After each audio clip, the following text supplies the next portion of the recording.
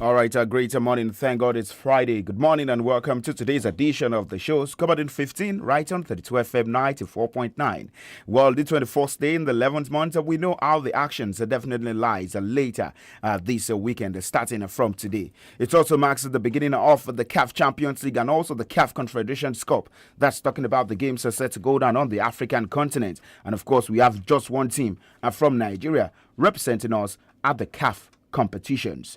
Well, of course, outside that, we talk about the interesting world of boxing and also the interesting world of Formula One. We know that we are going into one Grand Prix this weekend, and also it could shape who would be the driver of the 2025 season. No, not the football season, but the 2025 season. And then we say in the world of tennis, Germany and Spain. Well, of course, you tell that they have progressed into the next round of the Davis Cup. And then we talk about some other developing stories and making the rounds there in the exciting world of sports. You are listening to the voice of 𝐶𝐈𝐒𝐂𝐋𝐈𝐒 SAMIES update this lovely morning. And of course, we take a look at all the latest updates. The UEFA Women's Champions League. Yes, games went down yesterday. And from the result of the games that went down yesterday, you tell that for Chelsea Football Club, I personally would say that was a solid performance from them yesterday, even though they didn't get the victory, but it was a performance which definitely warranted a victory. But at the end of 90 minutes, the game ended 1-1 between Chelsea Football Club and Barcelona Football Club. Well, a better result than they had last season, losing 8-2 over 2 legs. But this is the league phase of the UEFA Champions League. Talking about the women's game, well, for Bayern Munich, they defeated Paris Saint-Germain 3-1. Not a victory for Rasheedat Ajibade and Jennifer Echegini, but for AS Roma, they definitely played out a 1-1 draw. Atletico de Madrid defeated 20 by 4-0. So these were the 4 games that went down yesterday in the UEFA Women's Champions League. And you take a look at the standings also in the UEFA Women's Champions League at this point in time.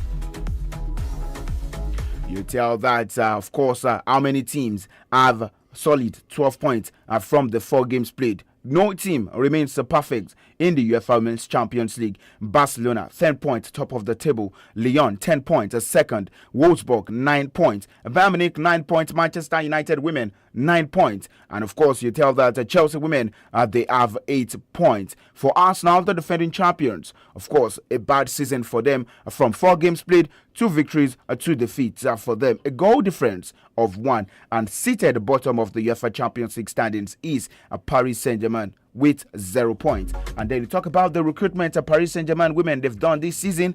Probably it has not been the best, but of course you say Rasheedat Ajibade is one of the best on the African continent. But how come Paris Saint-Germain are not performing so well? Well, we'll talk about their involvement in the UEFA Women's Champions League.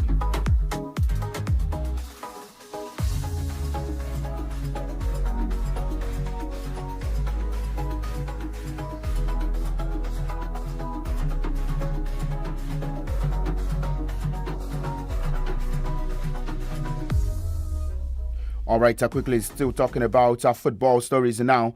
We talk about some updates from the world of French football, where Paul Pogba is set to return to action after 2 years out. The last time Paul Pogba played that a professional or competitive game was September 3rd, 2023, and that was when he was still with Juventus, and that was just 28 minutes. Remember that season he was also struggled with injury, but for Paul Pogba, you tell that his involvement now probably would be the best for him, because he is looking to play at the 2026 FIFA Men's World Cup. But then for Paul Pogba, well, the number of minutes he has missed was down to what happened in August 2023, where he tested positive for DHEA, a product which increases testosterone in the body, after a game against Indonesia, and was suspended for 4 years in February 2024. But Pogba claimed it was a mistake after being given some food supplements without knowing they contained an illicit substance. But CAS, they reduced his sentence to 18 months on the appeal, which meant he could play again from March 2025. But you know about match fitness, a guy who hasn't played football for over 2 years. Well, that is why he has taken his time, and of course, he found a club side also at that point. Juventus, they terminated his contract, and of course, Monaco, they were the one who signed him on free during the course of this summer transfer window. And Paul Pogba, hopefully, he would be a loyal servant to them and definitely performed so well. And the bigger picture is that for him, I wanted to play at the 2026 FIFA Men's World Cup. Remember, it was a part of that formidable side who won that the FIFA Men's World Cup there in Russia, defeating Croatia there in the finals. 91 caps, 11 goals. That is the number of times Paul Pogba has appeared for France, and also the number of goals he has scored for the national team. But all right, we leave that and also talk about some other updates from the world of other sports before we talk about football proper. Talking about Formula One, Toto Wolff, that he has sold 15% of his shareholding in the Mercedes Formula One team to American billionaire George Curtis. Well, the 55-year-old, who is the founder of the cybersecurity firm, definitely has gotten a stake that's with the Mercedes there in the world of Formula One. But this weekend in the world of Formula One, definitely you know that it is a greater weekend in which we are going to have the Las Vegas Grand Prix starting off. It started yesterday, and of course it will last till the 23rd, which is on Sunday.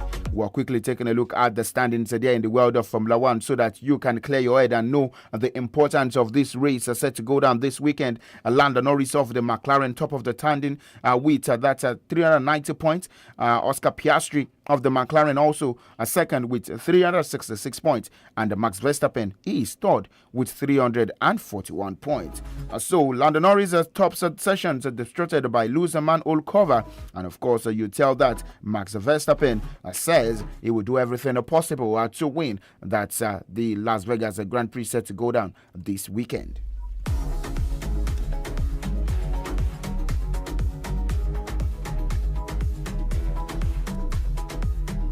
All right, in the world of tennis, Spain and Germany will face off. That's in the semi-finals of the Davis Cup after coming through respective last 8 ties there in Italy with the Czech Republic and Argentina. The Spanish came from one match down to beat the Czech Republic 2-1, while Germany and the world number 3 Alexander Zverev saw off Argentina by the same scoreline. So definitely it was a greater night of action there in the world of tennis. Remember that for Spain there is no Carlos Alcaraz. He has dropped out of the Davis Cup finals there in northern Italy, where fans have also been denied the chance to see Sinner and Lorenzo Musetti play for the Azzurri. So former Olympic champion Alexander Zverev, world number 3, is the highest ranked player left at the Davis Cup, and he drilled the later tie level by defeating Francisco Scorendolo.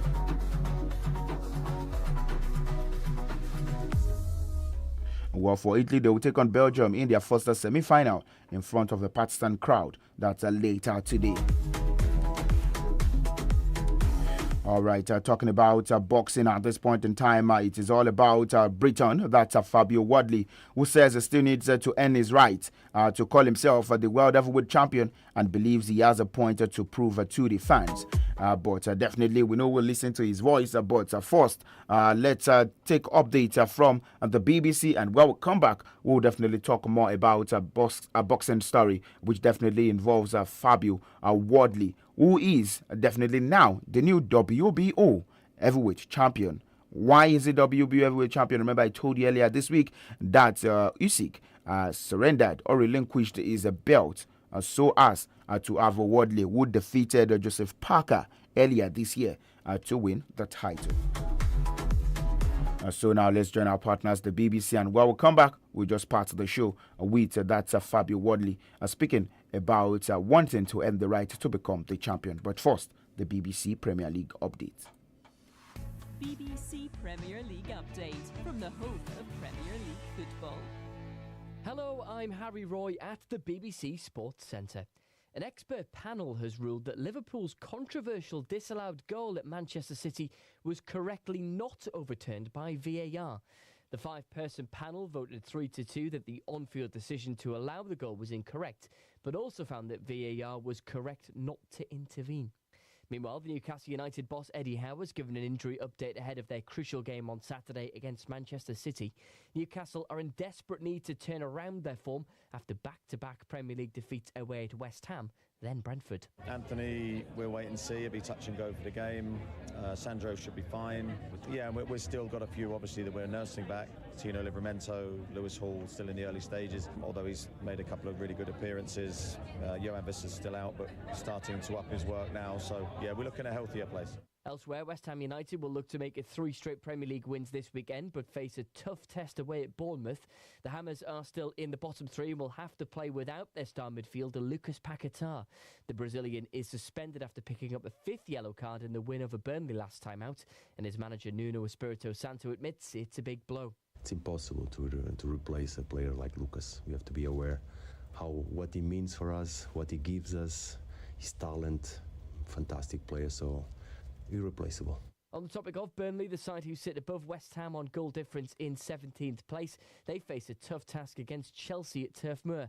The Clarets boss, Scott Parker, says it could be the game that gives his side lift-off. And there's one thing about his team, and his team are absolutely 100% committed, have got real quality, and we've shown that. Whether it was Chelsea or wherever it will be this week, we're going into this game trying to get a result out of it, and it will be a massive lift. Of course it will, and that's the aim this weekend as well. And for more football news from the BBC, go to bbc.com/football. BBC Premier League update from the home of Premier League football.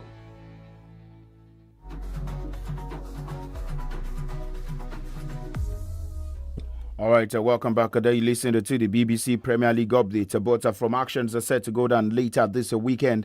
Well, we have Arsenal. We are definitely the bracer for their clash against Tottenham Hotspur there at the Emirates Stadium without Gabriel Magalhaes, and the Manchester City also in pursuit of that at the top of the standing there in the English Premier League. 4 points behind Arsenal for Barcelona. A return to the Camp Nou, and they are hoping that could spark their La Liga title defense. For Inter and AC Milan, they definitely will be playing early there in the Scudetto clash, as Napoli also attempted to bounce back from that 2-0 defeat over the course of their last match day there in that's the Italian Serie A. But still in the world of football, there is one man who definitely has retired from active football service, Fernandinho, a defensive midfielder who won 5 league titles with Manchester City and 6 with Shakhtar Donetsk. Well, definitely, it says he is retiring at the age of 40. Actions are set to go down today. The CAF Champions League and also the CAF Confederations Cup, and also in the European scene, games are set to go down in England, that's in France, in Germany, and also in Spain. We'll come later in the afternoon to tell you more about that. I am SAMIES, your sports captain. I'll see you during the rest of the day, and bye for now.